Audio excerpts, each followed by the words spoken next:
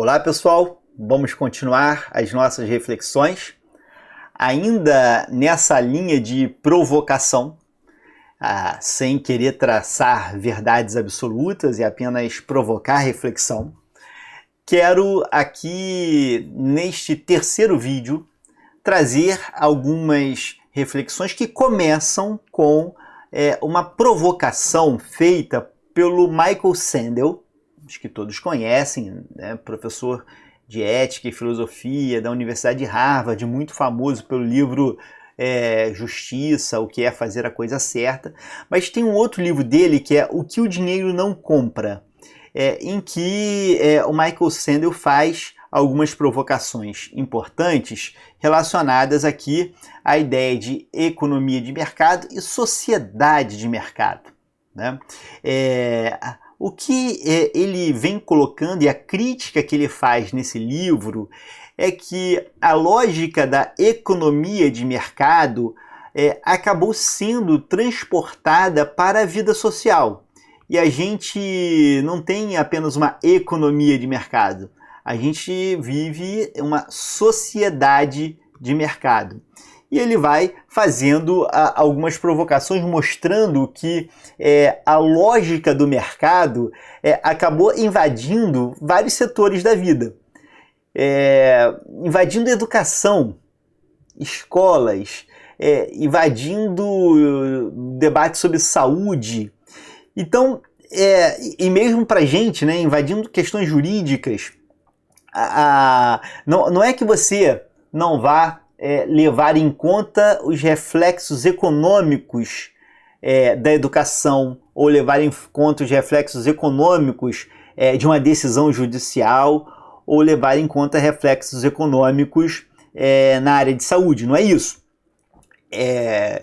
Considerar os impactos de uma decisão judicial, por exemplo, do ponto de vista econômico, é importante. Aliás, hoje é uma obrigação, segundo a lei de introdução às normas do direito brasileiro. Mas a questão é, será que a gente pode decidir uma questão jurídica, uma questão, uma causa judicial, pela lógica da economia de mercado? Será que a gente pode tomar uma decisão de saúde? Será que um médico, na hora de realizar o tratamento, prescrever um tratamento, pode utilizar ali a lógica da economia de mercado? Ou será que uma escola, na hora de fixar o seu currículo, de estabelecer ali o currículo, pode usar a lógica da economia de mercado? Por exemplo, imaginar, olha só, a minha preocupação não é garantir a melhor educação, a minha preocupação é garantir o lucro. Então, se tem aqui um patrocínio de uma determinada editora, eu não vou escolher os melhores livros, eu vou escolher os livros dessa editora. Ou se uma determinada empresa está patrocinando ali a minha escola, eu vou ter na minha grade algumas matérias que, na verdade, estão direcionadas a defender algo que é do interesse da empresa. Então, assim, o problema é que você corre o risco hoje dessa lógica, que é uma lógica de mercado, e avançando para outras áreas que deveriam atuar numa lógica diferente, segundo Sandel. Então, ele está muito distante, está muito longe de defender aqui uma economia planificada. Não é essa a ideia. Ele não é um crítico da economia de mercado. Mas o que ele está criticando é a transposição da economia de mercado para todos os setores da vida. E isso é muito engraçado, né? Porque você vai olhar, mesmo nas redes sociais, você vai olhar ali, claramente, hoje você tem nas redes sociais toda uma lógica de mercado, né? Então as relações ali nas redes sociais são quase todas relações de mercado, uma vez que você tem ali o tempo todo seus dados, seu comportamento analisado para viabilizar a publicidade. a gente vai enxergando às vezes, às vezes, né, tem alguns fenômenos, alguns campos da vida, algumas atividades que são tão boas e que você consegue ali de maneira desinteressada participar e daqui a pouco é invadida por uma lógica de mercado. E aquilo acaba perdendo a essência. Isso na visão do Sandel, que nesse ponto eu compartilho, né? Porque tem alguns campos da vida que precisam atuar numa lógica diferente dessa lógica de mercado. Algumas coisas têm que estar fora dessa lógica. Até porque nós temos alguns setores da vida social que precisam ter um questionamento moral que não se encontra no mercado. E não é para que a gente... E aqui não é uma crítica ao mercado por isso, é porque a lógica do mercado é outra. É a lógica do lucro. É claro que você pode ter elementos morais no mercado, como você pode ter alguns elementos da lógica do mercado no debate moral. Não é um campo assim de isolamento hermético, mas são lógicas diferentes. A diretriz aponta para lados diferentes, as diretrizes apontam para lados diferentes, né? O mercado está ali pensando na maximização do lucro, e você tem outros campos em que, de natureza moral, que não vão priorizar o lucro. E a questão será que em algum momento da vida a gente pode deixar de ter a lógica de mercado? Né? E será que em alguns momentos, ou será que tudo tem que ser a lógica de mercado? A economia de mercado é uma coisa, a sociedade de mercado é outra. É como se a gente deixasse de ser cidadão e passasse a ser consumidor apenas, né? Como uma outra comparação muito frequente que é feita. Olha, nós vivemos uma sociedade em que todos são consumidores. Então, na verdade, estamos aqui inaugurando a cidadania consumerista. Só que a gente vai muito além, né, do papel de consumidor. Nós somos consumidores também, mas a gente não se limita a esse papel. Essa mercantilização da vida gera alguns problemas. Até porque se você for adotar a lógica de mercado simplesmente para todas as relações sociais, você vai deixar de promover o bem comum em nome de um valor moral. Você vai deixar de promover igualdade em nome de um valor moral. Né? Você pode até vir a promover alguma medida de igualdade, mas sempre com foco na majoração do lucro. E aí é bem interessante, inclusive, um evento que aconteceu. Olha só, eu vou mostrar para vocês. A ONU divulgou, né, um estudo mostrando como essa desigualdade ameaça o desenvolvimento humano. Né? E mostrando o seguinte, olha só, em razão da desigualdade, você tem uma série de consequências. A desigualdade social faz as pessoas morarem em locais que têm menos acesso a escolas de qualidade, menos acesso à saúde, as condições de mercado ali, em geral, são mais restritas. Então, e aí você acaba afetando a capacidade do desenvolvimento humano. E aí, olha só que interessante. Isso acaba afetando a própria economia, não apenas a própria economia de mercado. Tanto é que, de maneira bastante curiosa, há alguns anos atrás, 2, 3 anos atrás, os bilionários americanos, boa parte deles, mandaram uma mensagem ali para o governo americano, ainda na gestão anterior, né, colocando ali na gestão Trump, colocando ali um pedido, olha, por favor, tribute a gente. A concentração de riqueza está tão extrema que, na verdade, isso afeta os nossos próprios negócios. Assim, a gente está concentrando tanta renda e tribute a gente para poder haver maior distribuição e, inclusive, haver um crescimento do nosso público consumidor. De qualquer maneira, olha só que situação curiosa. Nós temos um lado, né, da economia de mercado avançando para diversos setores da vida que não deveriam ter a lógica da economia de mercado. Né? A economia de mercado, você pode discutir se ela é positiva ou não, mas particularmente entendo que sim, a gente precisa adotar uma lógica de mercado em vários campos, né? Embora, como eu já disse, isso não é uma verdade absoluta, a gente trabalha aqui com diferentes concepções de políticas econômicas, enfim, mas me parece aqui que uma coisa é você trabalhar com a ideia do mercado atuar de maneira livre, né? Outra coisa é você pegar essa lógica e mercantilizar a vida.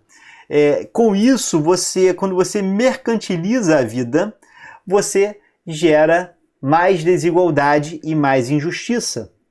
Até porque as relações de mercado são desiguais. Alguns têm mais habilidades no mercado que outros, alguns têm mais oportunidades que outros, até porque quanto mais recursos, mais oportunidades você cria no mercado. É claro que tem exceções, mas a regra é essa, né? E essa tendência corrosiva do mercado, porque como a lógica do mercado é a lógica do lucro apenas, quando você transporta isso para outros setores da vida que não precisavam ou não deveriam atuar na lógica do lucro, você acaba corrompendo esses outros setores que estão baseados em outras lógicas. Então, essa é uma crítica do Sandel, que eu concordo, tá?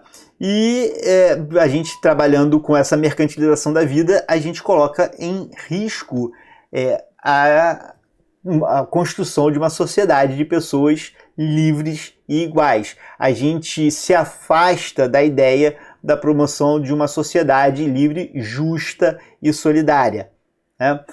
Bom, aí vem uma questão. Bom, eu tenho ali o mercado para um lado, a moral para o outro lado, né?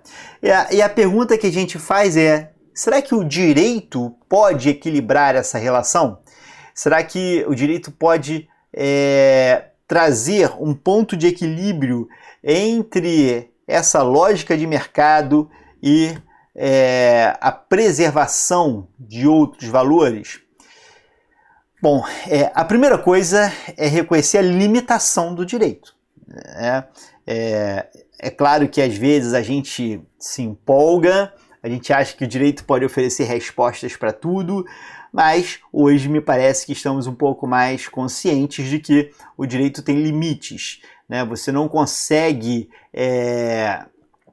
impor mudanças estruturais com o direito, apenas de maneira excepcional. Em um outro caso você pode encontrar situações em que isso aconteceu, mas o direito, ele não consegue, não dá para você imaginar que o direito vai ser a solução desse problema. Mas, evidentemente, o direito pode contribuir com esse equilíbrio. Evidentemente, o direito pode contribuir com esse equilíbrio. E de modo muito especial, os direitos sociais podem contribuir com esse equilíbrio, né? Se você adotar a premissa de que algumas prestações o Estado vai oferecer, independentemente da lógica do lucro, algumas prestações o Estado vai oferecer porque tem como foco garantir a dignidade humana, né? E não vamos mercantilizar os seres humanos, não vamos mercantilizar sua dignidade, né? E se a gente enxerga esses direitos sociais como uma condição da dignidade humana, a gente consegue usar ali esses direitos sociais como um elemento modulador dessa relação que tensa, que fala desses problemas de liberdade, igualdade, de mercado e moral, e a gente consegue talvez contribuir, não solucionar, mas contribuir de alguma forma para resguardar uma parte das decisões, inclusive políticas, da lógica do mercado, né? Então a gente pode aqui imaginar que tem algumas coisas que não queremos mercantilizar, ou podemos até avançar e aperfeiçoar essa pergunta. Algumas coisas em que o nosso ordenamento jurídico não permite mercantilizar. Ele não permite mercantilizar os seres humanos e as condições para sua dignidade. E aí os direitos sociais, como condição para essa dignidade humana, devem estar fora dessa lógica de mercado. Devem ser guiados por outro tipo de lógica. Isso é muito importante porque para a gente tentar desconstruir ideias de injustiça, focando a injustiça nesse ponto da desigualdade, como a gente já falou em outros momentos. Essa tentativa do direito avançar para buscar em um segmento limitado, é verdade, de atuação, mas tentar um equilíbrio entre a liberdade e a igualdade e entre o mercado e a moral, traz aqui para a gente a necessidade de refletir, né, de buscar assim, como o direito vai atuar, como ele vai ter esse papel, porque também não é uma tarefa fácil. Até onde o direito pode ir, como ele deve atuar, isso também é algo a ser constantemente debatido, constantemente revisitado, para que a gente possa, de fato, ter o direito como uma ferramenta dinâmica que não interfira de maneira, não exceda interferindo na liberdade e não deixe de lado ali o valor constitucional da igualdade. Então, é importante respeitar as deliberações majoritárias, é importante respeitar as opções e políticas públicas estabelecidas por aqueles que são os representantes democraticamente eleitos, mas também é importante defender os valores constitucionais contra eventuais omissões ou ações capazes de ir contra a ideia de valorização da dignidade e das condições mínimas de igualdade, né? Algumas coisas podem nos ajudar, nos servir de alerta. Tem um livro fantástico que se chama Injustiça, porque as desigualdades sociais ainda persistem, de Danny Dorling. E aí o Danny Dorling traz os princípios da injustiça. Vejam só, quando ele coloca aqui os princípios da injustiça, ele vai nos dizer que uma lógica comum no discurso da injustiça, e aí trazendo para a gente aqui, né, de um discurso que possa ser justificado pela lógica do mercado, né, aqui, em que você claramente prioriza de maneira muito forte a liberdade sobre a igualdade, é a ideia de que as diferenças justificam a desigualdade, né? Então, olha, sinto muito, a pessoa é fraca mesmo, então nós vamos deixar ali a desigualdade prevalecer, né? É um debate muito forte em torno da meritocracia. A meritocracia talvez seja, e esse é um tema quentíssimo, não vou aqui interferir nesse tipo de debate porque amplia demais o objetivo da aula de hoje, mas vejam que quando a gente fala de meritocracia, a gente está dizendo que as diferenças justificam a desigualdade. Um dos pontos que Danny Dolin diz que é um princípio de injustiça. Talvez a gente pudesse encontrar um equilíbrio. Me parece que há diversas iniciativas que buscam esse equilíbrio.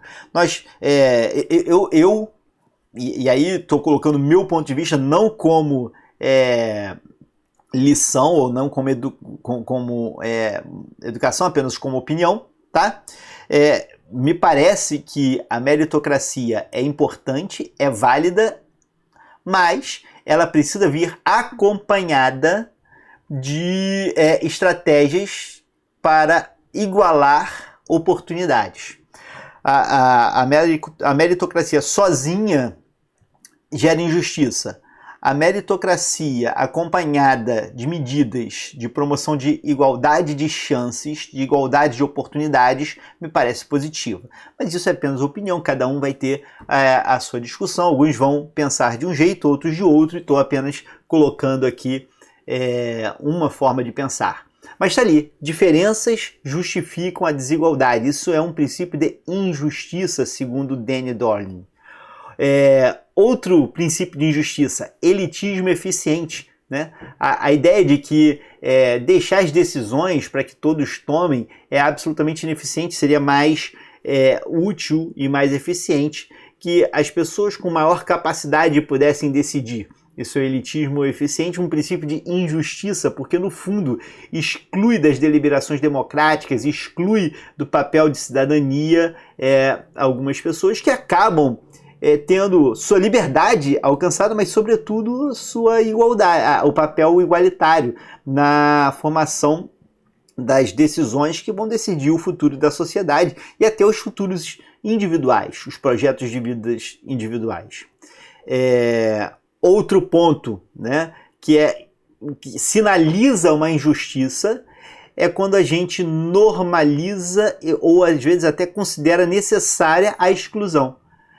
Né? A gente pensa assim, olha, exclusão social faz parte do jogo. Né? Ou então é necessária para que a gente... Algumas pessoas vão ter que ficar excluídas para que a gente possa evoluir com a economia. Né? Olha, para que a sociedade possa avançar, a gente infelizmente vai ter que deixar algumas pessoas na miséria. Né? Isso faz parte do jogo. Quando a gente normaliza, ou então a gente, mais do que normalizar, a gente julga necessário esse grau de exclusão, a gente está promovendo injustiça. Né? Outro ponto, né, que o autor alega como um princípio de justiça é a sensação de que a ganância é positiva. Veja a diferença, né? Você querer obter lucro, perfeito, o lucro não é uma coisa ruim em uma economia de mercado. Né? Para alguns pode até parecer ruim, mas para o nosso ordenamento jurídico não é. Mas, e você ter ali a vontade de crescer, de obter... Perfeito. Agora, a ganância, aqui no sentido colocado pelo autor, é a ideia de você obter a vantagem a qualquer preço, ainda que no pensamento de utilitarismo extremo com o sacrifício do outro. Né? Essa ideia de que o lucrar a qualquer preço, a qualquer custo, se isso é positivo, isso é um princípio de injustiça. Ele avança para dizer que outro princípio de justiça é a ideia de desesperança inevitável e incontornável. A ideia de falar assim, olha, não tem jeito, é assim mesmo, então vamos deixar a sociedade, eu vou ver o meu lado e vamos deixar a sociedade nesse papel de desigualdade. Esses cenários, né, segundo o autor, acabam sendo favoráveis à admissão de danos colaterais. A ideia de que, olha, para a sociedade avançar, a gente precisa realmente conviver com exclusão, a gente precisa, é inevitável que a gente deixe ali algumas pessoas excluídas, são pessoas que não precisam tomar as decisões, e então o que importa é que eu obtenha o melhor proveito, ainda que às custas do outro. O outro é o dano colateral. Essa imagem aí é de um fusível, né? O que é um fusível? Nem sei se ainda existe fusível, sou péssimo em eletrônica, não sei nem se isso é da eletrônica ou da elétrica, mas eu sei o que é um fusível. Fusível, uma peça que, para que não queime todo o sistema, você queima o fusível, né? Então, se der uma pane elétrica ali, ao invés de queimar todo o aparelho, queimou o fusível e o aparelho para de funcionar, mas se você troca o fusível, né, ele é descartável. E se você troca o fusível, o aparelho volta a funcionar. A ideia de que algumas pessoas podem ser descartadas como danos colaterais é de um utilitarismo extremo, incompatível com o nosso ordenamento constitucional, incompatível com o Estado democrático de direito e de uma injustiça extrema. Então, quando falamos de direitos sociais, a ideia de direitos sociais está associada com a ideia de que as pessoas não são fusíveis. As pessoas não podem ser encaradas como alvos de danos colaterais das decisões políticas, né? A desigualdade, ela não pode ser o preço do progresso. A desigualdade não pode ser o preço do progresso. A gente precisa, então, trabalhar com a promoção de um atuar do Estado em favor da igualdade, respeitando a liberdade, respeitando os valores constitucionais liberais, mas não olvidando, não esquecendo dos valores constitucionais igualitários. A gente acaba aceitando, né, às vezes, os pequenos incômodos provocados pela desigualdade, percebendo, mas sem perceber que aquela desigualdade às vezes afeta o outro de uma maneira decisiva. O que é um pequeno incômodo para a gente pode ser algo que seja essencial para o outro. Então, um morador de rua que está ali na calçada com mau cheiro e a gente precisa desviar dele quando vai andar, ou que pega o saco de lixo que foi colocado na calçada para o caminhão recolher e ele rasga tudo e suja a calçada, a gente se incomoda com esse evento da calçada suja, mas na verdade acaba passando por esses pequenos incômodos, mas aquilo que é um pequeno incômodo para alguns, às vezes está associado a um fator que é determinante de dignidade do outro, não é? Se é um pequeno incômodo a pessoa mexer no lixo, na verdade, olha o outro lado, em que você tem uma pessoa que está sem as condições mínimas a uma vida digna, a ponto de ter que se alimentar do lixo do outro. Então, essa preocupação com o próximo, ela não é só uma preocupação moral e ética, é também jurídica, que no Brasil enfrenta desafios extremos, porque nós vivemos em uma sociedade campeã em desigualdade social. Uma desigualdade que traz desafios adicionais, porque nós temos hiper-incluídos e hiper-excluídos. Nós temos hiper-incluídos, que são aquelas pessoas que acabam se